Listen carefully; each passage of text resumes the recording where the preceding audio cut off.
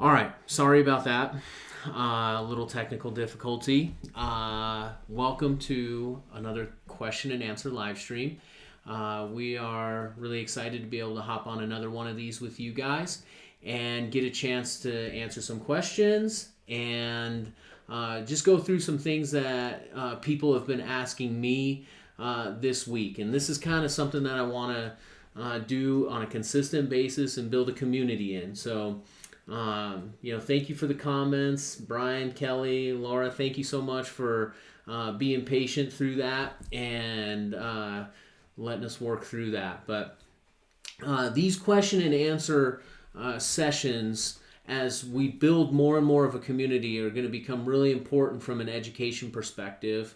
One of the things that I get a lot of times from people is they don't really know what to ask. And when they come to these types of things, they'll learn from other people asking questions, and we'll get the thought like I never even really thought I needed to ask that question or knew to ask that question. So this is really meant to be a good learning opportunity, as well as just an opportunity for you to not have a billable hour from a CPA and ask any question you want. So, this is going to be one of these. Laura says we can hear you, but your mouth is not in sync with the sound. So thank you for that feedback. But this is going to be like, one of those kind of jokes that we've seen where it doesn't match up. But we'll get that worked out. Hopefully it's not too much of a distraction from the information that I'm going to give you. But this week I ended up having somebody who started a new business within the last 6 months. And they hadn't really formalized a lot, but it was just a guy and his buddy, and they got started on something. They set up a business, but really hadn't gotten to setting up a business bank account. They were just getting out there, making some money, getting paid cash, getting paid through Venmo, and kind of came to me and were like, we really want to just get organized, and we want to just make sure that we're doing things the right way.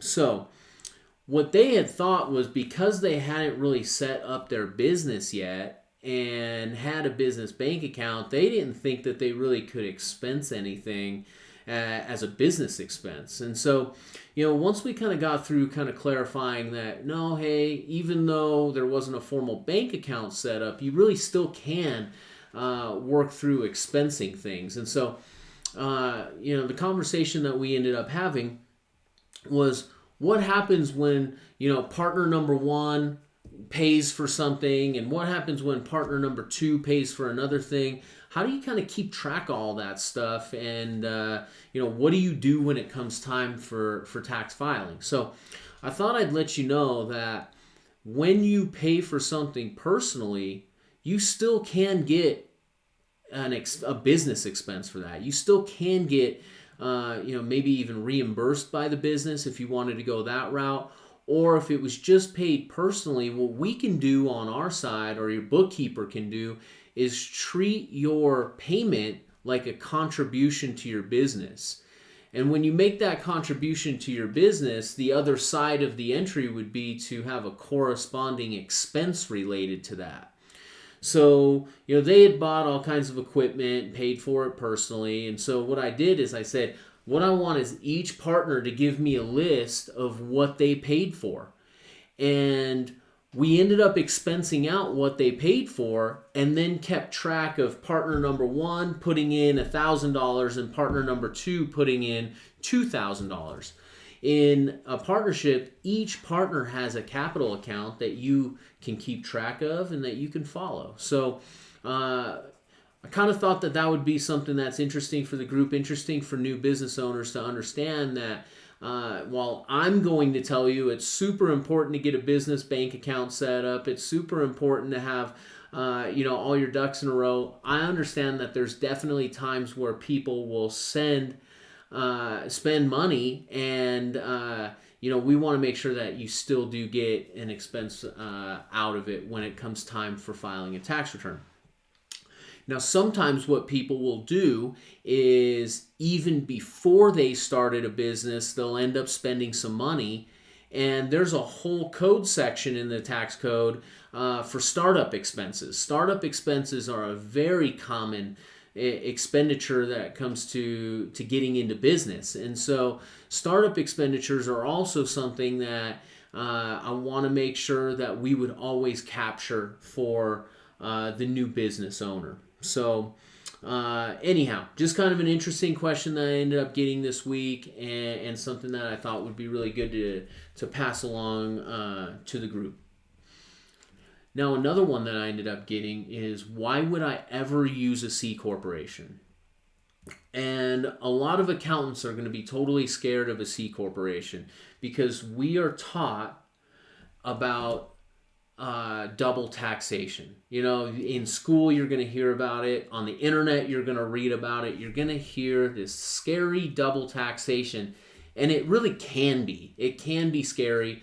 But there also is scenarios where a C corporation can be really, really good for you. So being where I've kind of been in the past, in my experience, we've used a lot of C corporations when income is controllable. A C corporation opens up a lot of different expenses and opportunities to expense things that you may not have in a traditional S corp or an LLC. That's taxed as a partnership. So, you know, depending on the circumstance, and I really want to emphasize, depending on the circumstance, a C corporation could be appropriate, and it may not be. Okay, so I wanted to just maybe give an example where a C corporation could be really valuable. So let's say you have rental properties and you self-manage your rental properties. Well, on the personal side, you would be recording all your income and expenses on your personal return, and you would have a Schedule E that summarized all of that. Well, you're self-managing, and so you're not paying a property manager. And so one of the things that ends up happening is you can create a C corporation to be the property manager.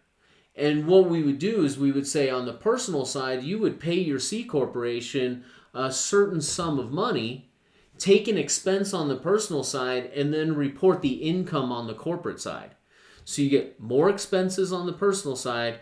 Then you have this C corporation that's a standalone entity that files its own tax return, that has income from property management, but then also other expenses that you would be allowed to take.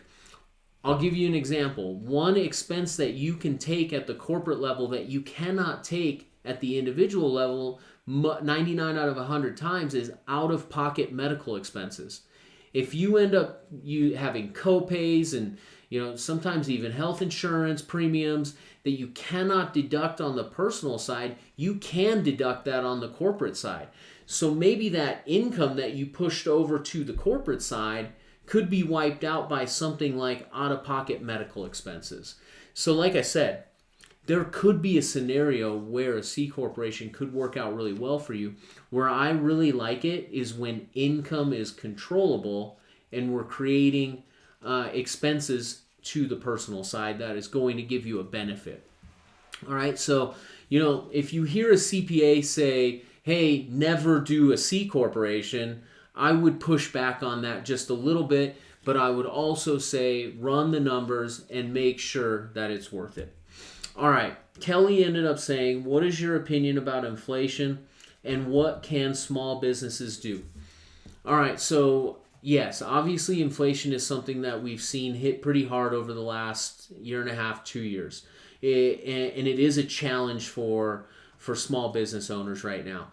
And it's a challenge for corporations too. You're starting to see some of the news right now where certain companies are starting to lay people off, and that stuff is starting to creep into the media.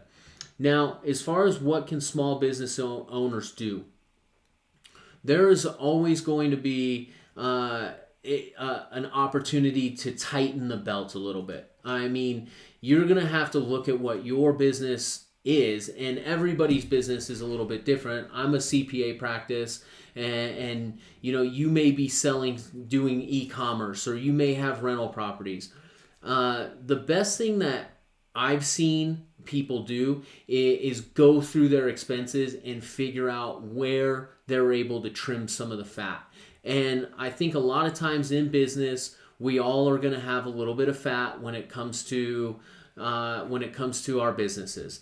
And so one thing that would be really valuable, especially if you have a bookkeeper, if you have a bookkeeper who gives you financial statements on a monthly basis, you have an opportunity to really kind of compare month to month to month and kind of take a look at where you are spending.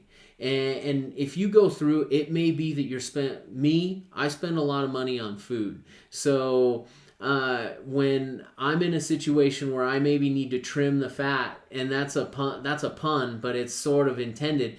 I know for sure I can always go to my meals expense. I know that's a spot that I can always go to cut expenses when I need to. Another thing that you may have to do, and I think that I come across this quite a bit, is we don't want to raise our prices, and it's depending on personality and all that sort of stuff. Raising prices is a tough conversation to have with people, especially in these times. But there's a side of you that it's like, well, if I don't raise my prices because everybody else is raising their prices, then I'm going to have to go under. I'm going to not be profitable.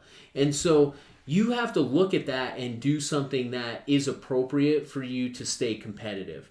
So that's just a couple ideas. A way to lower expenses. Maybe there's a way to increase your income or your revenue just a little bit.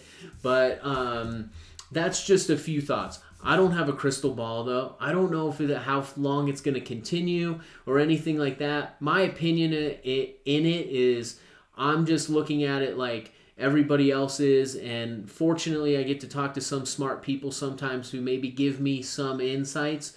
But I would definitely say, this is just my opinion, I would say that we're maybe in for a little bit of a tough ride, and it could be a year or two where we're in that situation where we have to, kind of tighten that belt and look at what our options are when it comes to that kind of stuff. So thank you for that question. That's a good question. I wish I had a matter-of-fact answer, but in what we're doing right now, my opinion is just another opinion. All right, so let's see. We say, what's your recommendations on scenarios to use a holding company, like having a partnership that owns multiple other businesses? All right, so that's a great question, and a question that I actively have a couple people who I'm working with right now going through.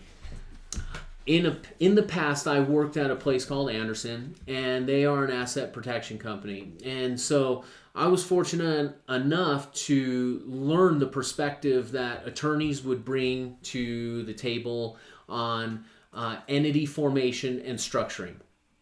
And so I'm just going to, full disclosure here, sometimes you're going to have like attorneys who are going to say, set up a separate LLC for every single little thing that you do.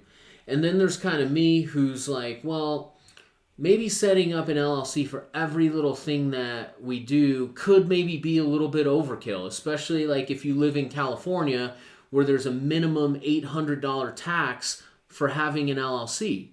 So I've understand where lawyers are totally coming from, where they're going to say box off every single little business and box off each rental property.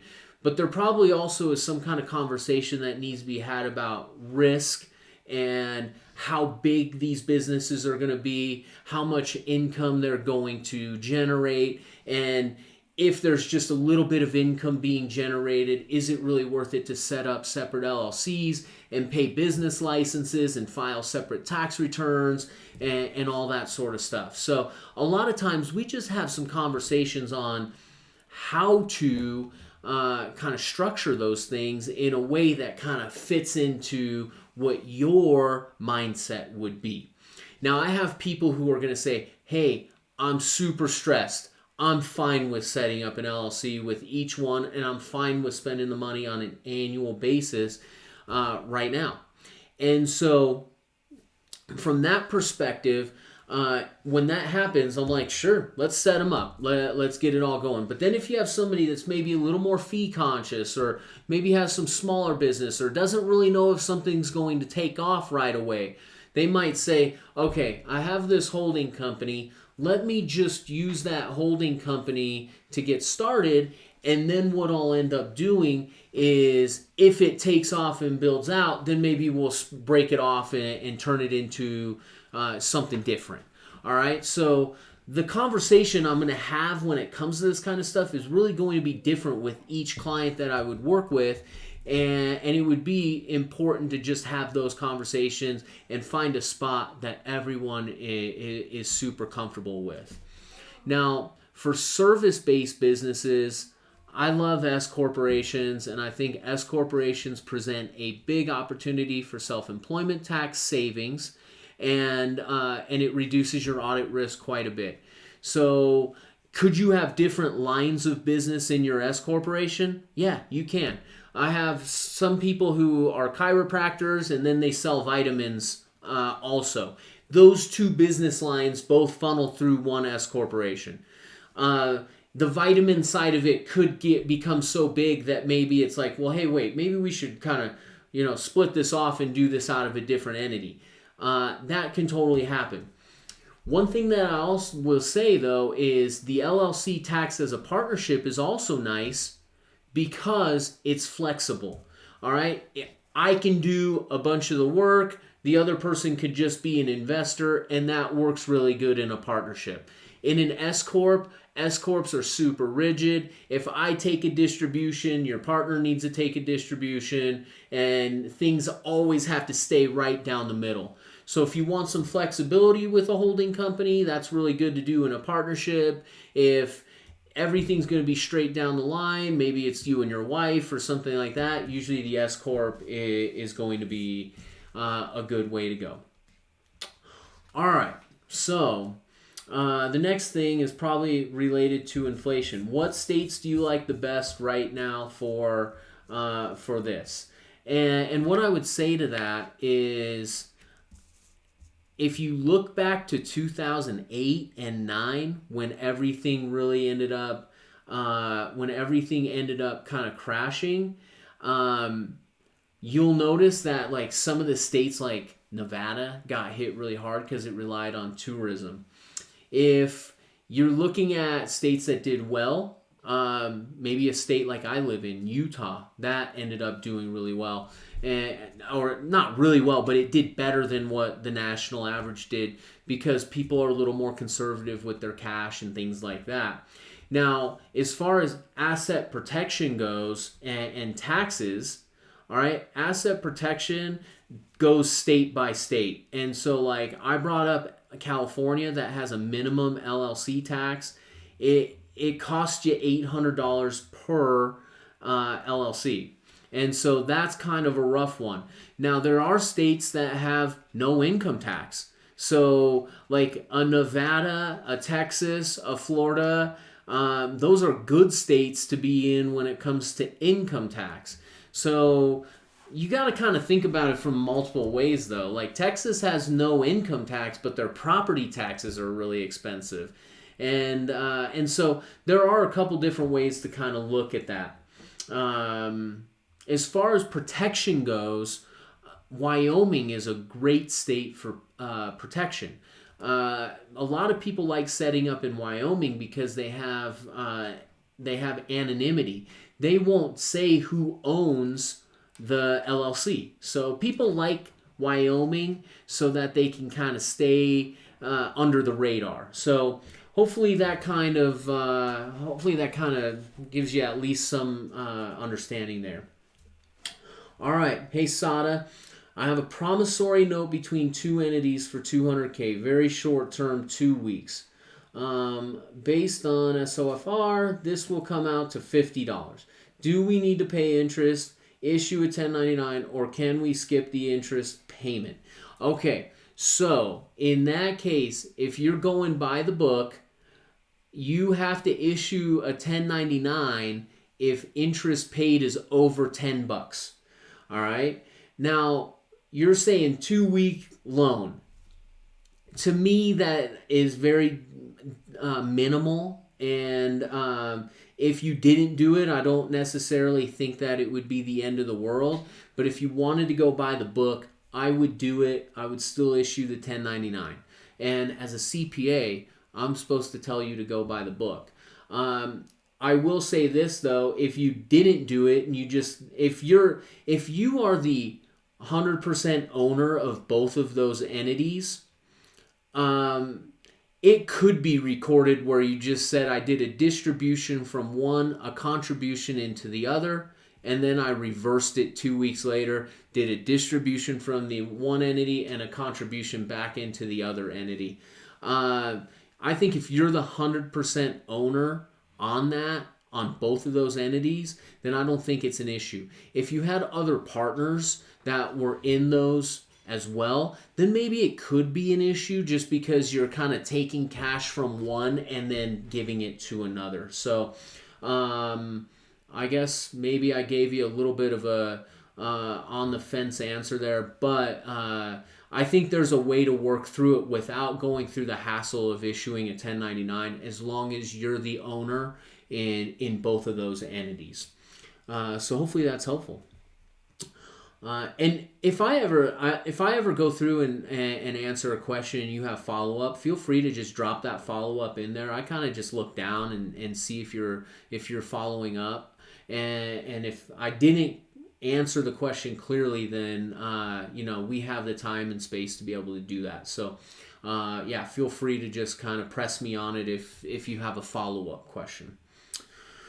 Okay, so one of the things that I alluded to a little while ago was just that I liked S corporations. And so I just did this with somebody today. How do I become an S corporation?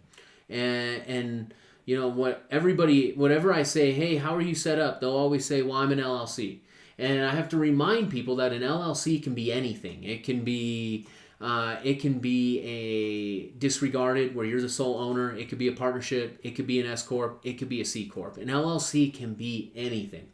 So I had a guy who had set up 2 LLCs at the beginning of the year, and he's making a lot of money. So he wanted to. How do I become an S corporation? I'm an LLC right now. What do I need to do to become an S corporation? So there's a form 2553. It's a 2-page form. It's really, pretty straightforward to fill out. I ended up doing a video on our website where I showed you how to fill that out. And I realized that people are still going to come to me to fill them out, and that's totally fine. But I wanted to give people an opportunity to just follow along and see how that form is filled out. The 2553 is supposed to be filed with the IRS. And what'll happen is, like 6 months later, whenever the IRS gets around to it, they will actually send out something to you saying you've been accepted as an S corporation. Now, a lot of people, when they get an S corporation going or set up, they think they're an S corporation, but they're really not. And they'll never find out that they're not an S corporation until the second year that they're in business. Because what'll happen is I'll go file the S corporation return and the e-file will reject. And it'll say the IRS does not recognize you as an S corporation. And so then we have to go try to work with them, file late forms and all that kind of stuff. So if you're an LLC and you want to be an S corporation, I want to make sure that you fill out this form 2553. That is the way that the IRS will recognize you as an S corporation. And like I said, there's a video where I showed you how to fill that out. And it's really one of those things where I was on the phone with a guy for 15 minutes today, and we ended up filling it out together. I'm going to end up faxing it in to the IRS. I get a confirmation page that says that they've accepted it, just in case they lose it, which they do. They lose them. And so those are going to be some of the steps that you would need to take to set up the S corporation. And I'd encourage you to go look at some of the videos that I did surrounding the formation of an S corporation and the things that you should be doing from a compliance perspective on that. All right. I've got somebody on here who's asking about sales tax, and I think this is like an interesting one, because I think if you talk to a lot of CPAs, they're going to say, I hate sales tax. And sales tax is something that I'm right there with people, okay? Sales tax can be really annoying. Every state has different laws. Every state has different requirements of who needs to file. Every state has different forms to fill out. And so it really can become something that's a little bit of a headache. So anyways, what I ended up doing is just partnering up with a sales tax compliance company called Avalara. And so if you're in e-commerce, or you're in MLMs, if you're doing something where you're selling goods, you're gonna probably need sales tax compliance. And a lot of times what will happen is you really won't start worrying about sales tax until you're doing really well. And then when you're doing really well, you're going to look back and you're going to say, I probably should have been filing sales tax in these different states. So if you're in that spot right now, if you're listening to this and you're like, sales tax is a pain in the butt, and it's one of those things that I hate dealing with, but I have to deal with it and figure out, or I'm not doing it and I need to be doing it, you can reach out to me on that, because I've got a good solution for it, and definitely something worth making sure that you're compliant on. All right, I have somebody that is starting a franchise. And what they wanted to know is, how are franchise fees deducted on your tax return? So as we all know, you go start a McDonald's, you go start a Crumble cookie, you go start something that's a franchise, and there's always a fee up front, $250,000 to get your foot in the door on this. That franchise fee of $250,000 that you end up paying is not deductible in the first year. A franchise fee actually is amortized over a 15-year period. So for ease, I'll just say, if your franchise fee was $150,000, over 15 years, you're going to be able to write off $10,000 per year. So if anybody's out there kind of starting a franchise and they want to kind of know how those fees are deducted on the tax return, there is a level of compliance there that you need to make sure that is happening the right way. And unfortunately, it's not 100% write-off right there in the beginning. So anyhow, I just wanted to quickly answer that one because I had somebody that shot that question off. All right. On the question about the short-term loans between the two companies, one entity is a partnership that comes to you, and then the other one is a C Corp, where essentially you are the owner of both of those entities. The partnership is controlled by you and your corporation, and then the other person that's getting the loan is the corporate. So essentially a partner of the business is what's giving a loan. And so in that case, I definitely think that you could move that. You could go that distribution on one side, contribution on the other side, then 2 weeks later, distribution on the other side, contribution on the other side.